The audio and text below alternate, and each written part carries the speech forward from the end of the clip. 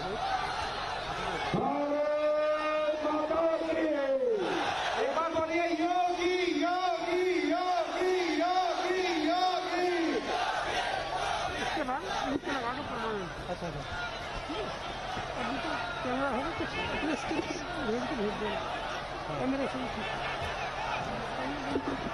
थोड़ा सम्मान वाला कर लेता हूँ, फिर नीचे उतर जाता हूँ। सम्मान वाला थोड़ा कर लेता हूँ।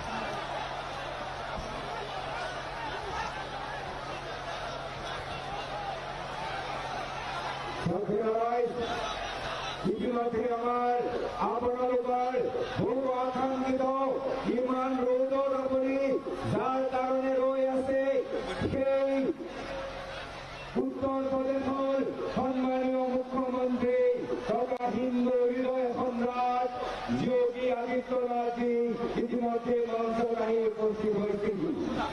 আমি সম্মানীয় উত্তরপ্রদেশের মুখ্যমন্ত্রী তথা হিন্দু হৃদয় সম্রাট যোগী আদিত্যনাথজি সম্বর্ধনা জানাতে বিচাৰিছো।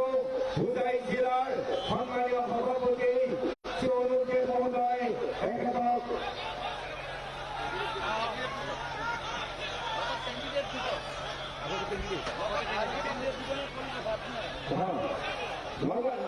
লগতে আমার দুটা সমষ্টিৰ হুদাই আৰু ৰামনীৰ সমষ্টিৰ সম্মানীয় বিধায়ক হৈ মনোনীত প্ৰাৰ্থী দুজনেও সম্বৰ্ধনা জনাব।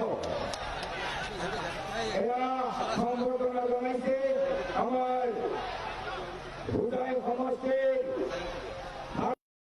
ভাৰতীয় জনতা পাৰ্টিৰ মনোনীত প্ৰাৰ্থী শ্ৰী ৰামকৃষ্ণ ঘোষ মহোদয় আৰু আমি সমষ্টিৰ ভাৰতীয় জনতা পাৰ্টিৰ মনোনীত প্ৰাৰ্থী শ্ৰী শিৱ মিশ্ৰ মহোদয় আৰু লগতে আমাৰ হুদাই জিলাৰ সম্মানীয় সভাপতি আৰু জিলা নেতৃবৃন্দৰ উপস্থিত আছে। আপোনালোকে আজি আমি আৰু সম্বৰ্ধনা জনাব বিচাৰিছো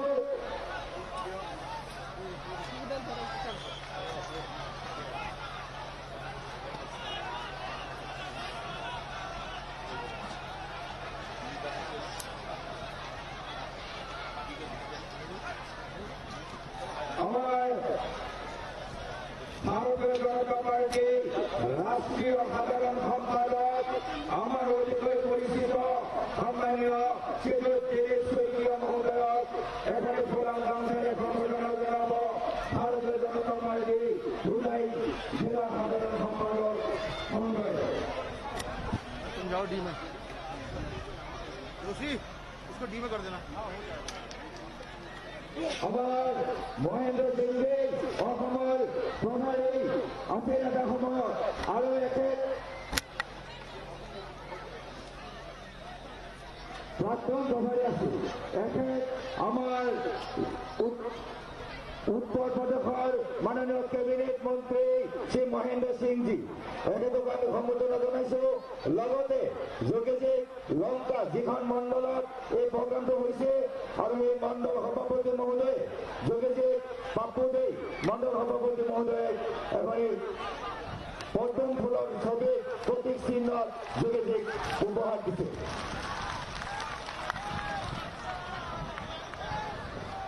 জেলার হুদাই জেলার প্রাক্তন সভাপতি অর্জুন মজুমদার মহোদয়ে এখন সম্বর্ধনা জানাব আৰু এই চতুৰ্থ শ্ৰেণী বিশ্বাস আৰু লগতে উত্তম দাস আমাৰ জিলা প্ৰাক্তন সভাপতি আৰু ৰাজ্যিক সদস্য উত্তম দাসও সম্বৰ্ধনা জনাইছে। ৰমাবালা দেৱী সম্বৰ্ধনা জনাব। আৰু আমাৰ কেন্দ্ৰীয় পৰ্যবেক্ষক গৌতম শৰ্মাজী আৰু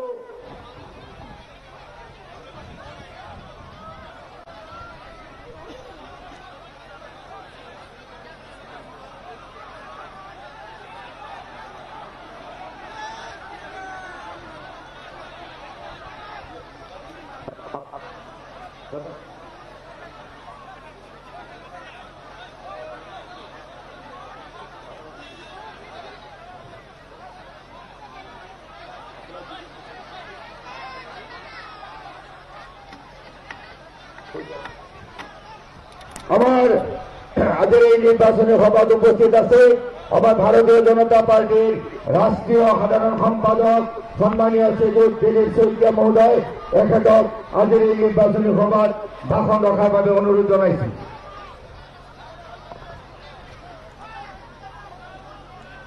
बोलो भारत माता की। এইটো জোৰত নহব।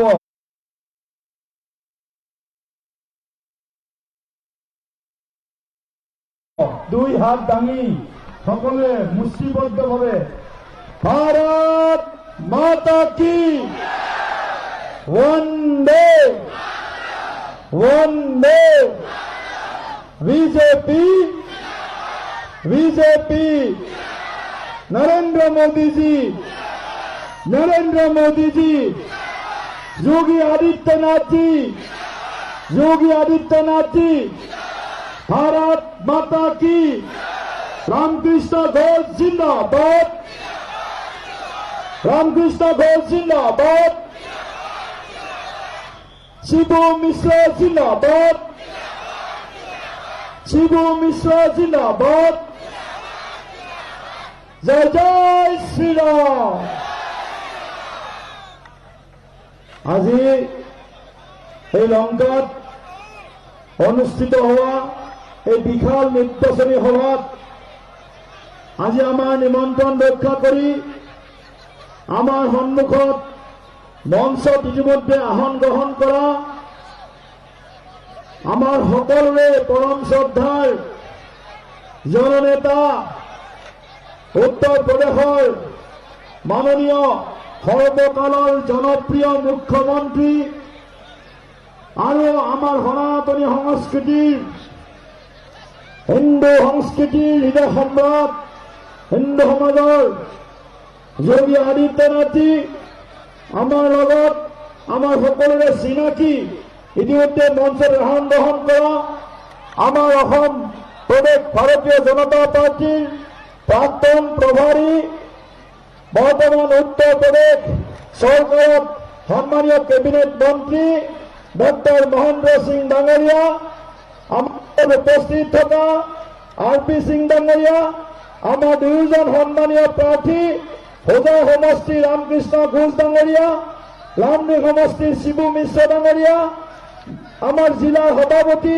অনুপ দেৱ ডাঙৰীয়া প্ৰমুখ্যে মঞ্চত আসন গ্ৰহণ কৰা পৰম শ্ৰদ্ধাৰ বিশিষ্ট নেতৃবৃন্দ, উপস্থিত পৰম শ্ৰদ্ধাৰ ৰাইজ আৰু মাতৃসকল, যুৱ বন্ধু বান্ধৱীসকল আৰু সাংবাদিক বন্ধুসকল, মই বিশেষ কবলৈ ইয়াত থিয় হোৱা নাই। আজি আপোনালোকে শুনিবলৈ ৰৈ আছে যোগী আদিত্যনাথজী। মই এটা অনুৰোধ কৰিব আহিছো, এই হোজাই সমষ্টিত ভাৰতীয় জনতা পাৰ্টিৰ বিজয় 2016 চনত আপোনালোকে সুনিশ্চিত কৰিছিল।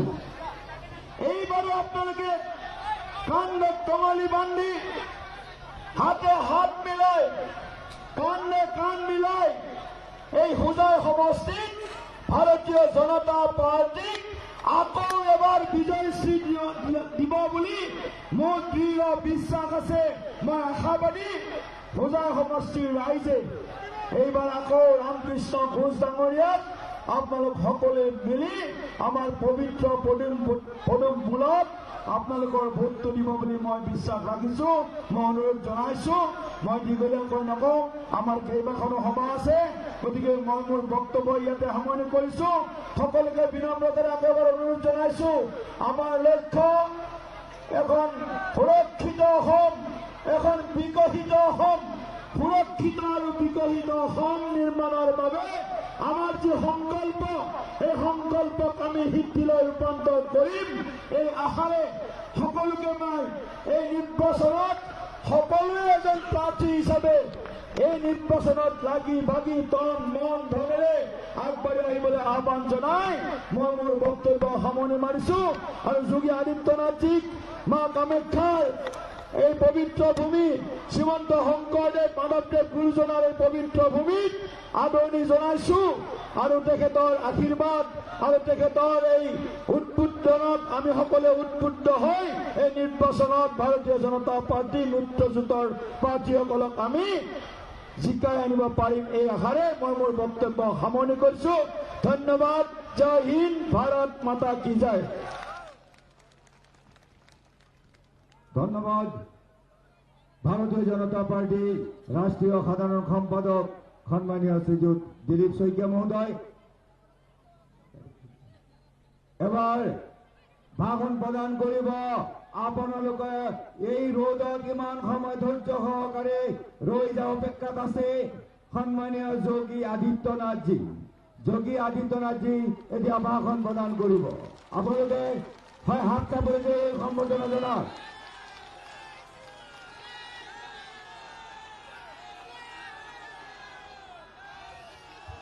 भारत माता की, भारत माता की, भारत माता की।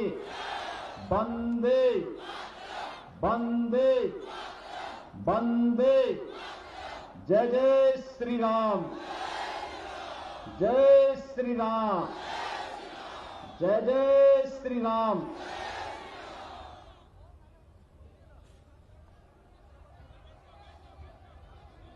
सरदे राईस,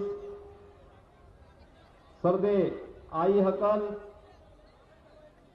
बाई हकल, सरदे देवता हकल, भाई हकल, मोर हेवा ग्रहण करीबो। आरु लोगोते आगंतुक रोगाली बिहुर ओ लोग ग्रहण करीबो। मंच पर आसीन भारतीय जनता पार्टी के राष्ट्रीय महासचिव और माननीय सांसद श्री दिलीप सेकिया जी, जिलाध्यक्ष श्रीमान अनूप देव जी, होजाई विधानसभा क्षेत्र से लोकप्रिय प्रत्याशी श्रीमान रामकृष्ण घोष जी, लालडेंग विधानसभा क्षेत्र से प्रत्याशी श्री शिवू मिश्रा जी, भारतीय जनता पार्टी के स्टेट एग्जीक्यूटिव मेंबर श्री उत्तम दास जी, समीर चक्रवर्ती जी, अर्जुन मजूमदार जी, सुशील दत्त जी, रमाबाला देवी जी, मंडल के सभी अध्यक्षगण और भारी संख्या में उपस्थित होजाई विधानसभा क्षेत्र से जुड़े हुए मेरे सभी भाइयों बहनों, मैं रामकृष्ण की धरती से आपके इस पावन धरती पर उपस्थित हुआ हूं। मैं सबसे पहले आदिशक्ति मां भगवती कामाख्या की इस पावन धरती को नमन करते हुए आप सबका हृदय से अभिनंदन करता हूं। भाइयों बहनों, महाबाहु ब्रह्मपुत्र को नमन करता हूं। भारत की लाल नदी के रूप में विख्यात और असम के सुख दुख, समृद्धि और यहां की सभ्यता संस्कृति की वाहक महाबाहु ब्रह्मपुत्र, जो यहां के सपनों को, यहां की आकांक्षाओं को और असम की सच्चाई का संवाहक भी है, इन सब की प्रतीक महाबाहु ब्रह्मपुत्र को नमन करते हुए भारत रत्न भूपेन हजारिका ने अपने एक प्रसिद्ध गीत में महाबाहु ब्रह्मपुत्र महामिलनोर तीर्थ, इस भाव के साथ इसकी महिमा का गान किया है। यह ब्रह्मपुत्र और इसके तट के लोगों के महामिलन का तीर्थ है असम, और इसलिए असम की इस धरती को मैं कोटि कोटि नमन करते हुए आप सबका हृदय से अभिनंदन करता हूं, आप सबका मैं स्वागत करता हूं। हमारे लिए ये बहुत प्रसन्नता का विषय है कि धरती शंकर देव की भी धरती है, भारत के सांस्कृतिक राष्ट्रवाद के परम पुरोधाओं में से शंकरदेव रहे हैं। शंकरदेव के कारण ये धरती बच पाई थी, अन्यथा कांग्रेस की अगर कूटनीति चलती और कांग्रेस का षड्यंत्र सफल होता तो यह धरती भी उसी प्रकार से भारत के लिए खतरा पैदा कर देती, जैसे घुसपैठियों ने बहुत सारे क्षेत्रों में कांग्रेस की तुष्टीकरण के नाते आज राष्ट्रीय सुरक्षा के लिए खतरा पैदा कर दिया था। लेकिन मैं उस महापुरुष को आदर करता हूं, सम्मान करता हूं, जिन्होंने राष्ट्रवाद की अलग जगा करके उस कालखंड में इस धरती को सुरक्षित रखने में अपना योगदान दिया था। शंकर देव के, श्रीमान शंकर देव की इस धरती को मैं कोटि कोटि नमन करते हुए भारत के सांस्कृतिक राष्ट्रवाद के उस महापुरुष के प्रति विनम्र श्रद्धांजलि भी अर्पित करता हूं। भाइयों बहनों, शंकर देव ने हमें, श्रीमान शंकर देव ने हमें घुसपैठ की समस्या के प्रति सचेत किया था और इसलिए कांग्रेस शंकर देव को कभी बर्दाश्त नहीं कर पाई, क्योंकि कांग्रेस की नीति विकास नहीं, कांग्रेस की नीति समृद्धि नहीं, कांग्रेस की नीति आप सबकी खुशहाली कभी नहीं रही। उसकी नीति तुष्टीकरण की नीति थी, एन प्रकार सत्ता प्राप्त करने की नीति थी और उसकी कीमत एक लंबे समय तक असम वासियों को चुकानी पड़ी थी, उग्रवाद के रूप में, अलगाववाद के रूप में। मैं अभिनंदन करूंगा आप सबका कि आपने पिछली बार भी भारतीय जनता पार्टी को समर्थन देकर के आदरणीय प्रधानमंत्री नरेंद्र मोदी जी के नेतृत्व पर विश्वास किया था और श्री सर्वानंद सोनोवाल को असम का मुख्यमंत्री बनाया और आज एक बार फिर से मैं आपका आह्वान करने के लिए आया हूं। मैं आपका असम वासियों का अभिनंदन करता हूं कि लोकसभा चुनाव में आपने फिर से प्रधानमंत्री मोदी जी पर विश्वास किया और भारतीय जनता पार्टी को असम वासियों ने भारी समर्थन देकर के अपना योगदान दिया और आज प्रधानमंत्री मोदी जी देश के अंदर भारत को एक यशस्वी नेतृत्व प्रदान कर रहे हैं। आपने देखा होगा मोदी जी की नीतियों में न जाति का, न क्षेत्र का, न भाषा का, भारत के किसी नागरिक के साथ कोई भेदभाव नहीं, विकास सबका, सबका साथ, सबका विकास, सबका विश्वास के भाव के साथ सरकार कार्य कर रही है। लेकिन तुष्टीकरण किसी का नहीं, इस भाव के साथ कार्य करने की भारतीय जनता पार्टी की, मोदी जी के नेतृत्व की सरकार का यह कार्य आज भारत को विकास की एक नई ऊंचाइयों पर पहुंचा रहा है। भाइयों बहनों, हमारा पूर्वोत्तर भारत विकास की आस देखता रहता था।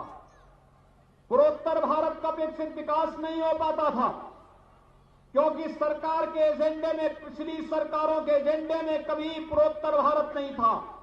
लेकिन प्रधानमंत्री मोदी जी ने लुक ईस्ट नीति को ही लागू नहीं किया, बल्कि लुक एक्ट ईस्ट नीति के तहत प्रत्येक मंत्री के लिए कार्यकारी क्या उस सप्ताह में एक दिन कम से कम वह पूर्वोत्तर के राज्यों में बिताएगा और अपने विभाग के, अपने मंत्रालय की नीतियों की समीक्षा करेगा, जमीन पर जाएगा, गरीबों को शासन की योजनाओं का लाभ कितना मिल रहा है और नागरिकों को कितना मिल रहा है, इसका अवलोकन करेगा और फिर उसकी स्वयं समीक्षा प्रधानमंत्री मोदी जी के द्वारा किया जा रहा है। आज इसका परिणाम असम समेत पूरा पूर्वोत्तर भारत अष्ट सिद्धि के रूप में 8 राज्य विकास की जिन नई ऊंचाइयों को छूते हुए दिखाई दे रहे हैं, ये सचमुच अभिनंदनीय है। मैं प्रधानमंत्री मोदी जी का इसके लिए हृदय से अभिनंदन करता हूं, उनका स्वागत करता हूं।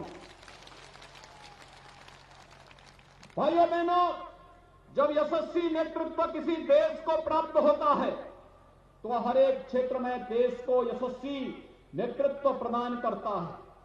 विगत एक वर्ष पूरी दुनिया के लिए, पूरे भारत के लिए कोरोना की महामारी के रहे हैं।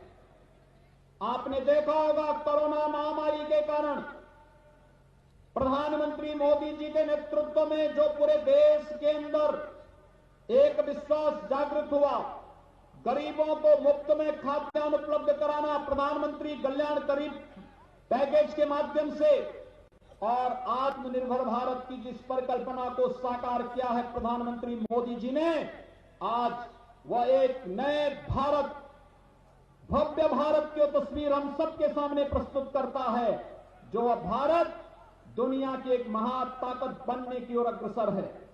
आपने भाइयों बहनों अभी हाल ही में अमेरिका के राष्ट्रपति बाइडेन के वह वक्तव्य सुना होगा जिसमें उन्होंने प्रधानमंत्री मोदी जी का अभिनंदन किया है, जिसमें उन्होंने कहा है कि भले ही कोरोना से प्रबंधन किसका कैसा रहा यह समय बताएगा, लेकिन प्रधानमंत्री मोदी जी के प्रबंधन का लोहा दुनिया ने माना है। और यही नहीं, अपने देश के नागरिकों के लिए 2 वैक्सीन एक साथ देने का कार्य भी प्रधानमंत्री मोदी जी ने किया, और न केवल भारत को बल्कि भारत के मित्र देशों को बचाने का कार्य भी भारत के कोरोना वैक्सीन के माध्यम से प्रधानमंत्री मोदी जी ने किया है। भाइयों बहनों, आज एक बार फिर से हम सबको मोदी जी के नेतृत्व में जैसे कोरोना प्रबंधन का बेहतरीन कार्य भारत के अंदर हुआ है, वैसे ही हम लोगों को एक बार फिर से न केवल कोरोना के खिलाफ इस लड़ाई को जीत के अंतिम लक्ष्य तक पहुंचाना है, बल्कि कोरोना के खिलाफ जैसे विजयी असम के लोग बने हैं, ऐसे ही इस चुनाव में भी, विधानसभा के चुनाव में भी हम सबको भारतीय जनता पार्टी के नेतृत्व में, प्रधानमंत्री नरेंद्र मोदी जी के नेतृत्व में जो कार्य पूरे देश के अंदर चल रहे हैं, डबल इंजन की सरकार के लिए असम के अंदर भारतीय जनता पार्टी आवश्यक है। यही आह्वान करने के लिए आज मैं आप सबके बीच में यहां पर उपस्थित हुआ हूं। भाइयों बहनों,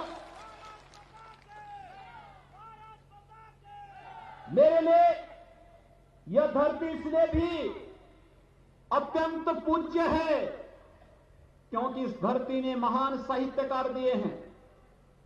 पद्मकांत नाथ इसी धरती में पैदा हुए थे, असमी साहित्य के महान साहित्यकार थे।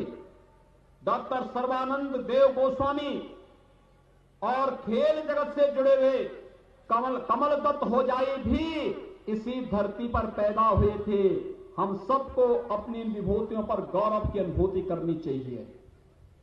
इन्होंने देश और दुनिया के अंदर न केवल होजाई का बल्कि असम के नाम को एक नई ऊंचाई देने का कार्य किया था, और इन विभूतियों के कारण ही आज असम अपनी सभ्यता, अपनी संस्कृति, अपनी परंपरा, अपनी समृद्धि और यहां का नौजवान अपनी ऊर्जा और अपनी ओजस्विता के लिए देश और दुनिया में पूरे सम्मान के साथ आज उसे हर जगह सम्मान प्राप्त हो रहा है। इसके पीछे इस धरती पर पैदा होने वाले महापुरुषों का योगदान रहा है।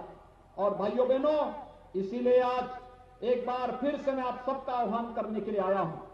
यह देश वर्तमान में प्रधानमंत्री मोदी जी के नेतृत्व में जिस मजबूती के साथ आगे बढ़ रहा है, आपने देखा होगा विगत 6 वर्षों के दौरान प्रधानमंत्री मोदी जी के नेतृत्व में भारतीय जनता पार्टी की सरकार ने विकास की योजनाओं को हर एक नागरिक तक पहुंचाने में किसी प्रकार की कोई कोताही नहीं की। हमने किसी की जाति, किसी का मत, किसी का मजहब, किसी की क्षेत्र, किसी की भाषा को नहीं देखा। हमने तो कहा सबका साथ, सबका विकास। प्रधानमंत्री आवास सबको मिलेगा। उज्ज्वला योजना में रसोई गैस का कनेक्शन सबको प्राप्त होगा। उजाला योजना के अंतर्गत एलईडी बल्ब ये सबको प्राप्त होगा। सौभाग्य योजना के माध्यम से हर घर बिजली देने का काम होगा, और जल जीवन मिशन के अंतर्गत हर घर नल के माध्यम से सबको शुद्ध पेयजल की आपूर्ति करने का कार्य भी करेंगे। यह प्रधानमंत्री मोदी जी ने किया। आयुष्मान भारत के अंदर हर नागरिक को 5 लाख रुपए की स्वास्थ्य बीमा का कवर देने का कार्य भी करेंगे और प्रधानमंत्री कृषि सिंचाई योजना के माध्यम से हर खेत को पानी पहुंचाने का कार्य भी करेंगे। ये प्रधानमंत्री मोदी जी की योजना का हिस्सा है। इसमें कहां जाती है, यहां पे कहां मत और मजहब की बात आती है? यहां पे तो विकास सबका, योजनाओं का लाभ सबको, एक नीति के तहत विकास की योजनाओं को घर घर गांव गांव तक पहुंचाने का कार्य क्या करने का जो प्रयास हुआ है आज भाइयों बहनों वो हर एक क्षेत्र में देखने को मिल रहा है। लेकिन साथ साथ बड़े इंफ्रास्ट्रक्चर के कार्य होने चाहिए, कहीं हाईवे, कहीं रेलवे, कहीं एयरपोर्ट, कहीं आईआईटी, कहीं मेडिकल कॉलेज। और मुझे प्रसन्नता है इस होजाई विधानसभा क्षेत्र में भी एक नए मेडिकल कॉलेज के निर्माण की स्वीकृति को यहां के माननीय मुख्यमंत्री श्री सोनोवाल जी ने यहां के लिए स्वीकृत किया है। एम्स के निर्माण की कार्रवाई युद्ध स्तर पर आज देश के अलग अलग स्थानों पर प्रारंभ हुआ है। इंफ्रास्ट्रक्चर डेवलपमेंट के माध्यम से विकास की एक नई गति देने, परंपरागत उद्यम को बढ़ावा देने के लिए आत्मनिर्भर भारत, वोकल फॉर लोकल की परिकल्पना को प्रधानमंत्री मोदी जी ने भारत के नागरिकों को दिया। लेकिन साथ साथ भाइयों बहनों आप याद करिए, हम कश्मीर के लिए लड़ा करते थे, कहा करते थे एक देश में 2 प्रधान 2 विधान 2 निशान नहीं चलेंगे, नहीं चलेंगे। 1952 में कांग्रेस ने तुष्टीकरण की नीति को पोषक करते हुए भारत के संविधान में धारा 370 डाल करके कश्मीर को आतंकवाद के हवाले कर दिया था और बंगाल की धरती पर पैदा होने वाले डॉक्टर श्यामा प्रसाद मुखर्जी ने तब उद्घोष किया था एक देश में 2 प्रधान 2 निशान और 2 विधान नहीं चलेंगे। डॉक्टर श्यामा प्रसाद मुखर्जी के सपने को साकार किया है प्रधानमंत्री मोदी जी ने और गृह मंत्री अमित शाह जी ने। कश्मीर में धारा 370 को समाप्त करके आतंकवाद की ताबूत पर अंतिम कील ठोकने का कार्य किसी ने किया, प्रधानमंत्री मोदी जी ने किया है। आज भाइयों बहनों होजाई के लोग भी, अगर होजाई का नौजवान भी अगर चाहेगा कश्मीर में जाकर के जमीन खरीद सकता है, वहां निवास कर सकता है, कोई आपको रोक नहीं सकता है। लेकिन कांग्रेस ने पाबंदी लगाई थी कि होजाई या असम का नागरिक जम्मू कश्मीर में जमीन नहीं खरीद सकता। और तो और मैं जब भी जाता हूं, आज प्रातःकाल मुझे मां कामाख्या का दर्शन करने का सौभाग्य प्राप्त हुआ था। मैं जैसे ही मंदिर परिसर में पहुंचा, मैंने वहां प्रणाम किया, तब तक मुझे चारों ओर से एक नारा सुनने को मिला। मां कामाख्या देवी के प्रति लोगों के मन में अपार श्रद्धा का भाव है। पूरा देश बड़ी श्रद्धा के साथ यहां पर आकर के मां का अनुष्ठान करता है, उनसे शक्ति अर्जित करता है। लेकिन साथ साथ जैसे मंदिर परिसर में गया था, मुझे एक ही आवाज सुनाई दी थी और हर एक मुंह से, बच्चे हो, नौजवान हो, महिलाएं हो, पुरुष हो, बुजुर्ग हो, किसी भी उम्र का व्यक्ति एक ही बात कहता था, जय श्री राम, जय श्री राम का। भाइयों बहनों ये हमारा एक संबोधन है, राम हमारा संबोधन है, हमारा शिष्टाचार है, हमारी सभ्यता है, हमारी संस्कृति है, हमारा राष्ट्र का प्रतीक है और हमारी सभ्यता और संस्कृति के साथ साथ हमारे पुरोधा भी हैं। भारतीय सभ्यता और संस्कृति के परम पुरोधा है। उन्होंने भारत को एक दिशा दी है, भारत के सांस्कृतिक राष्ट्रवाद की नींव की आधारशिला रखी है।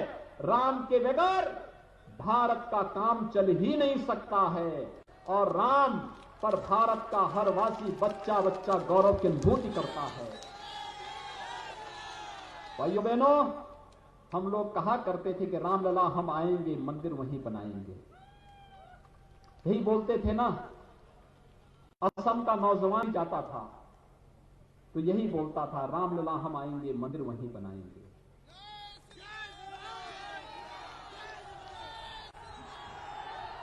लेकिन इस सपने को साकार किया है, इस सपने को भी साकार किया है प्रधानमंत्री मोदी जी के नेतृत्व में।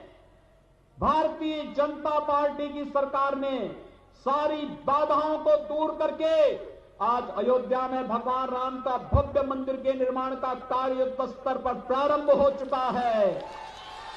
और मैं अभिनंदन करूंगा असम वासियों का कि भाइयों बहनों, अभी राम मंदिर निर्माण के लिए जो निधि समर्पण की योजना थी, उसमें असम के नागरिकों ने भी बहुत अच्छा योगदान किया है। मैं इसके लिए आपका अभिनंदन करता हूं, आपका आभार व्यक्त करता हूं।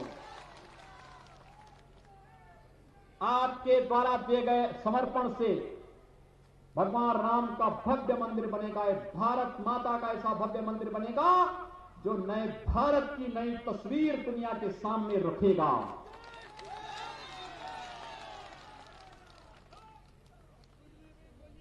प्रधानमंत्री मोदी जी के नेतृत्व में ट्रिपल तलाक पर भी पूरी तरह पाबंदी लगा दी गई है।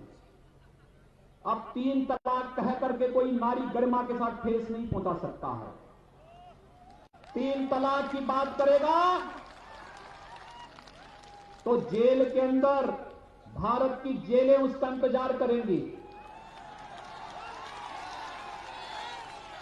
ये सुरक्षा देने का कार्य भी बहन और बेटियों को किसी ने किया है, प्रधानमंत्री मोदी जी ने किया है।